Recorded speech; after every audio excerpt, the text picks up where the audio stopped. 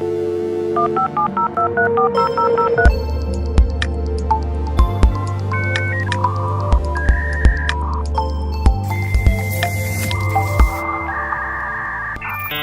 we are joined by Hughes, who is from Engen. Welcome to ITWeb Security Summit, Grant. Thank you for having me. Awesome. Yeah, just to hear from you, you are fortunate to be our last guest here. If you can just give us a roundup of the major highlights that you have seen here at this year's episode of the Security Summit. Yeah. So definitely speakers and vendors coming together, right? I always say that ITWeb is a melting pot of the brightest minds coming together. So some of the international keynotes, even the local ones, good topics. You can see that the agenda is quite nicely tailored to our context and our problems. I think the only problem where is there's too much to choose from. There was 5 tracks this year. You have to be quite strategic in your choices. Even from a vendor perspective, we're seeing some nice innovative things coming out. We're seeing some new vendors coming to the market. We're seeing the trusted ones remaining. I think it was a brilliant experience. Awesome. I just read on the news that, just to digress, the good news from the fuel industry where you come from, that petrol prices are going down.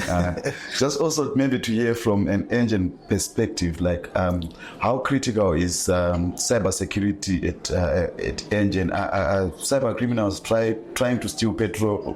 What exactly? Yeah, no, look, I think as every other organization, it's one of the top business concerns. It's one of the top business risks.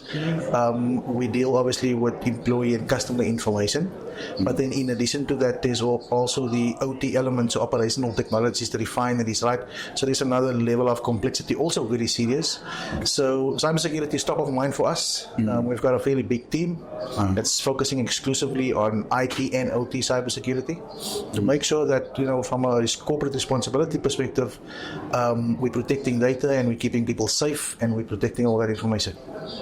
Awesome. And I understand you presented earlier. Unfortunately, I missed your talk. If you can just maybe give us the major highlights of what you spoke about. If you're in a panel discussion, if you can also share that with us. Yeah, I'll share with you. So I did a keynote on incident management strategies and security awareness. And, security awareness is quite close to my heart. It's one of those topics where every time you read an article, you see that humans are the weakest link. Yes. 70%, 80% of incidents are caused by humans clicking on the link. I've got a slightly different perspective to it. I'm saying that our security program the strength of the program can't come down to whether a user clicks or not. We need to build better systems. So if I trick you into clicking on the link, that shouldn't be the end of ITWeb as a company. Yes. You shouldn't have access to all the information that can bring a company to a standstill. But if you look into the media, all of the case studies, you trick one employee, you steal one person's username and password, and everything goes out the window. So what I'm saying is we must architect systems on the assumption that humans will be tricked. Assume that the person's username and email will be stolen, and that's why you implement MFA. That's why you implement behavior analytics. So when somebody does log on as Admire in the middle of the night, your systems can say, but this is unusual behavior for Admire because he's never done it before. Yes. How do we block him? Now, the strategy I propose is threefold.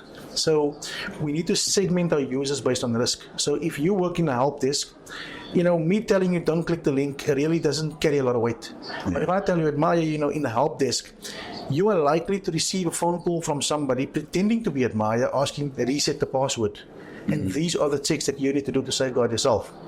Then I go to procurement and I say, in your role, you're going to get an email from a vendor saying, we've changed banking details. And this is what you do to safeguard. So you need to identify your high-risk user groups, and then you build a program that speaks specifically to the context and the examples that they are likely to see. So in a nutshell, that was my talk on awareness. Then back to incident response. We know now that we're in a time where it's not a matter of if, but when. Yes. So we need to make sure that we've got the processes in place. And I think for the most part, customers, they've got playbooks in place, the procedure is there. Are you testing it? Are you able to simulate incidents and test that your process is working effectively?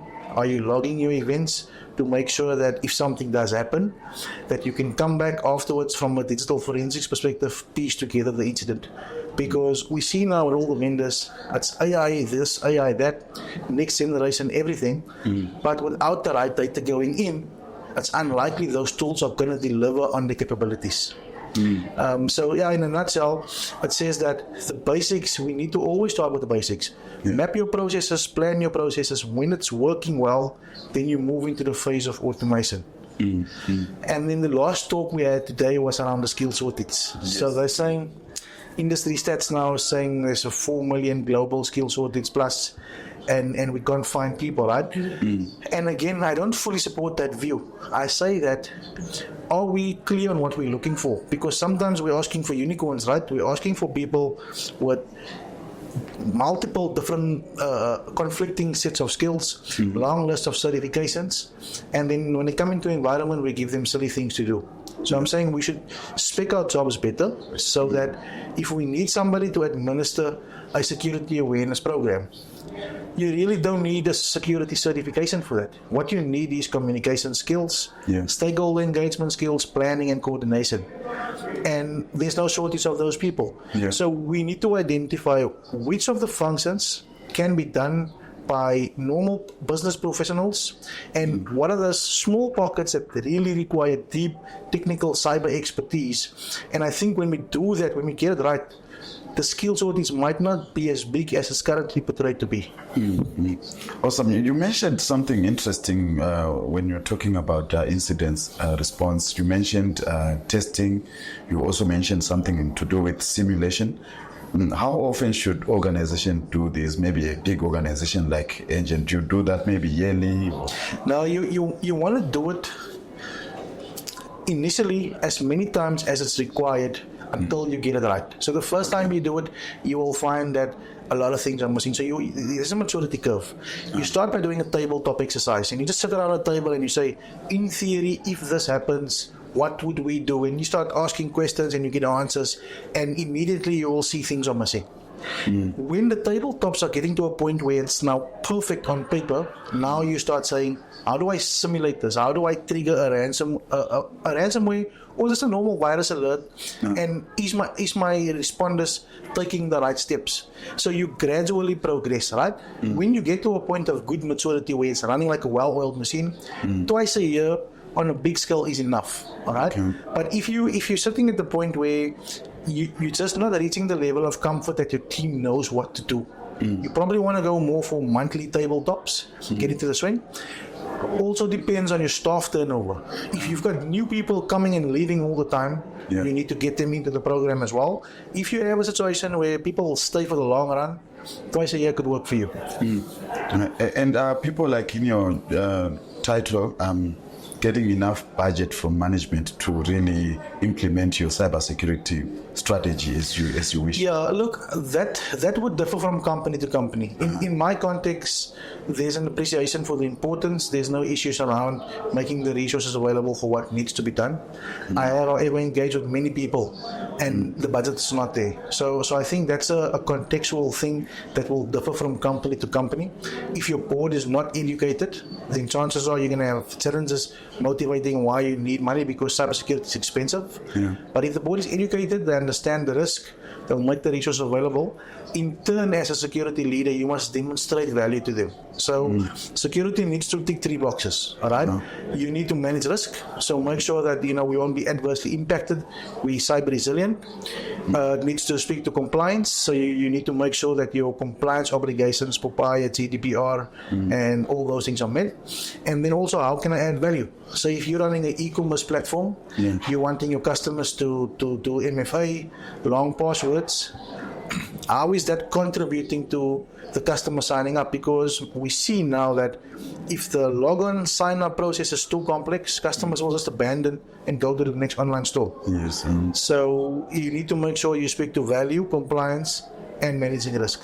And something that I also picked up that I think is quite interesting, you mentioned that on user profiles, like you can tell that Admire usually doesn't do this, you know. Is that AI at play here? Yeah, so definitely, if you look at AI and the use cases for AI, right? AI is made for looking for patterns in data. So given large sets of data, AI can look at it and it can identify patterns and anomalies out of the data. Okay. So in your case, in the case of security, we call it user entity behavior analytics. So the user and the device. So if Admire is logging on 2 o'clock at night and he never does that, that's unusual. Yeah. If Admire's device is suddenly connecting from 3 different countries in 3 hours, it's unusual for the device. So when you look at the user and the device, it's very easy to pick up what is normal and what is not. Okay. All right, but there's always a period of learning. So there will be 5, 6, 7 weeks where the system needs to understand what is your normal pattern, because some people do work 2 o'clock at night. Yeah. You understand? So, but once the baseline is there, we then start measuring things outside of the baseline. Okay. Okay. Yeah. Quite interesting. And also maybe just to go back about these skills, like how can us as South Africans bridge that skills gap? Are our universities doing enough to produce like capable students? Yeah. So the skills issue needs to be addressed on multiple levels, right? Okay. At an individual level, each practitioner needs to do their bit and mentor 1 or 2 people. So I know Bernard, who was also speaking today, right? Bernard, at any given time, he mentors between 6 or 10 people. All right? Okay. And some of his mentees has gone on to become CISOs. So as an individual, he's doing his bit. All right? And more of us need to do that. At the next level, we have organizations. Now, at an organizational level, I run a chapter called the ISC2 Cape Town chapter. Okay. And we try and educate people, create opportunities, connect people with businesses. That's what we do. There's also the Moyo Academy. They take on 30, 40 students from underprivileged areas every year, and they put them through a program at no cost to the student. Okay. All right? So you've got the individual level, then you've got the organizational level. Then you've got the vendor level. You know, the Ciscos of the world, the Qualys, the FortiGates. They have an obligation to make training available for people to use their technologies. And they do that. If you look at Qualys has a library of free training. If you look at Microsoft, AWS has a skill center in Cape Town where you could go there, do AWS courses at no cost to you. Yes. All right? Okay. The only problem now is not everybody knows about it, and some people are really disadvantaged. Don't even have transport to get there, right? But I think if we think of the levels, individual level, organizational level, vendor level, and then obviously it's government level as well, they've got the responsibility. I'm not entirely sure what they're doing at that level. Well, they probably are doing some stuff. I just don't have line of sight of it. Yeah. But at the first 3 levels, I can see that there's movement, there's distraction, there's aspirations. People are trying out there to make a difference. But is it enough? Probably not. But I don't think there's a lack of intent and effort at this point. Great stuff. Thank you so much, Grant. You have the privilege to give a roundup of the ITWeb Security Summit. This is our last episode, as I mentioned. What would you want those who were not here to hear from you, who was both in Cape Town and in Johannesburg? How can you best summarize both events? Yeah, no, so I think the slogan for ITWeb is very appropriate. The definitive event, right? Yeah. It's the one event where everybody in security, they look out for that thing. I know around June, end of May, that's the time we all get together.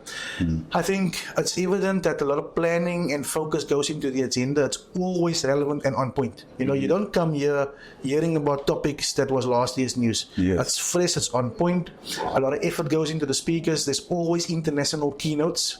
And like I said when I started off, it is a melting pot of the brightest minds coming together. And it is a cannot miss event. So you'll see me, I make a point every year. I go to the Cape Town one and I come to the Joburg one. That's how much I love it. Great stuff. Looking forward to seeing you next year, Grant, and to have another discussion. Hope there will be new things to talk about next year. Thank you so much for having me.